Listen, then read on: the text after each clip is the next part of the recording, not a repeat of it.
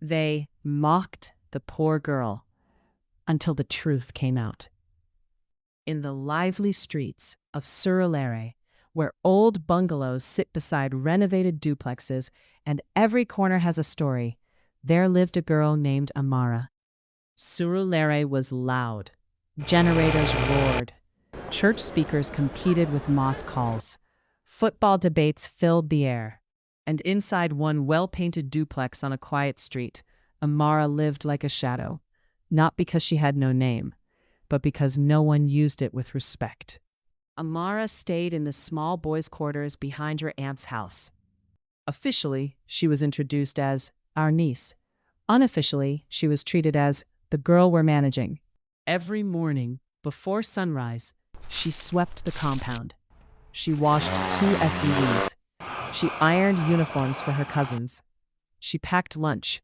Then she rushed to the public secondary school 3 bus stops away. Meanwhile, her cousins attended a private British curriculum school on Bode Thomas.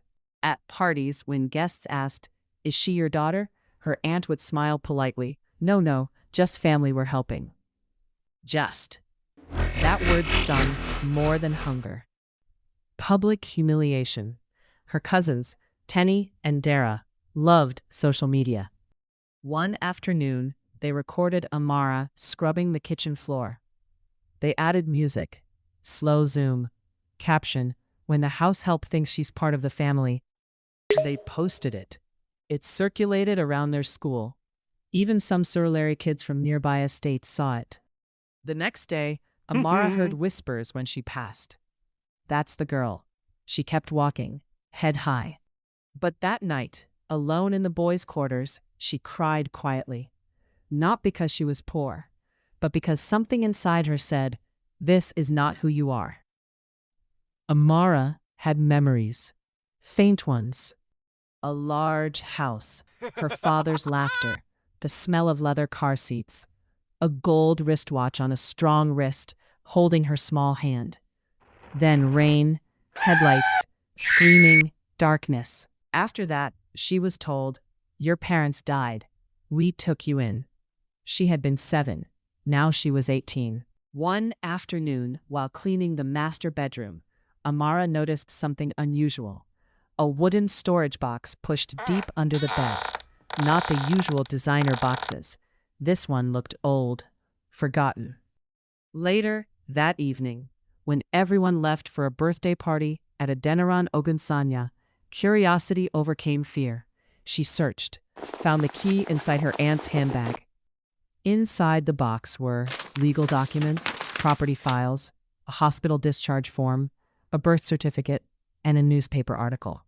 The headline read, "Surulere-based oil executive dies in car accident. Daughter missing." Her heart began pounding.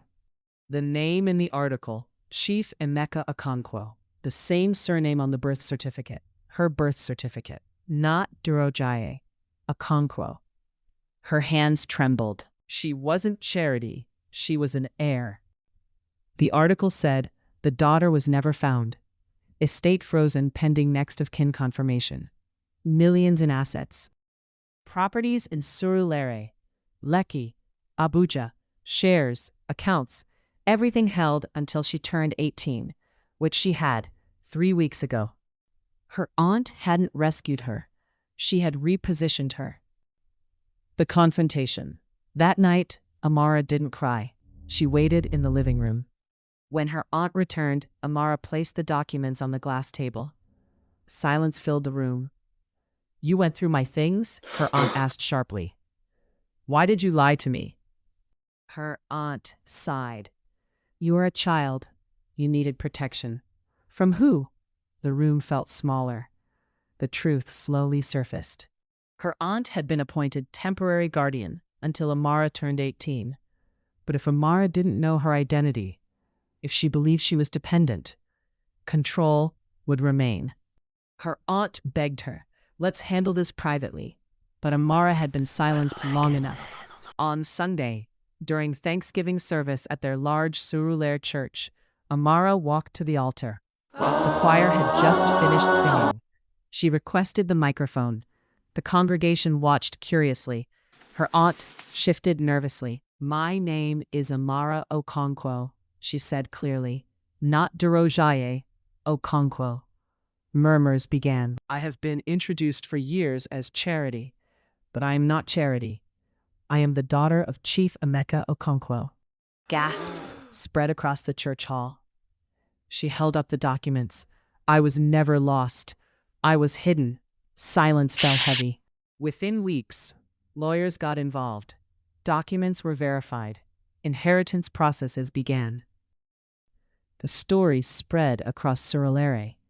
The same people who pitied her now said, "We always knew she carried herself differently."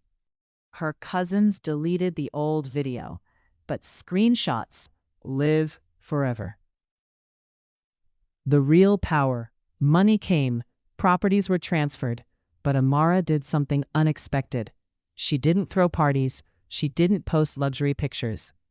Instead, she renovated the boys' quarters she once slept in, turned it into a study hub for girls from low-income families in Surulere. Free tutoring, WAE sponsorship, mentorship sessions. She named it Not Charity, because she never wanted another girl to be reduced to that word. Amara looked at them, calm. "I hope the next person you joke about is stronger than I was. No anger, no revenge, just truth." One evening, standing on the balcony of her father's reclaimed house in Surulere, Amara watched the Lego sunset paint the sky orange. The same streets, the same noise, but she was no longer invisible, not because she was rich, but because she knew her name. And in Surulere, whenever someone mocks a girl for being just house help, people remember.